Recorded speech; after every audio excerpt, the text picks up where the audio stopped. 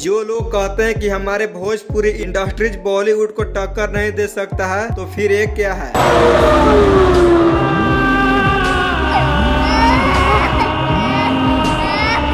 Bhojpuri industry में ऐसा पहली बार हुआ है कि बॉलीवुड जैसा VFX इफेक्ट लगाया गया है। भोजपुरी के ट्रेंडिंग स्टार खेसारी लाल यादव का कल एक बहुत ही जबरदस्त का मूवी डांस का टीजर रिलीज किया।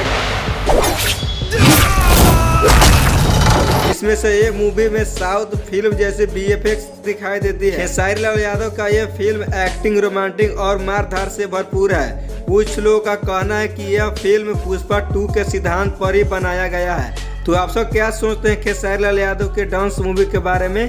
कमेंट बॉक्स में जरूर बताएं। चैनल पर नए हैं तो चैनल को भी सब्सक्राइब जरूर करें।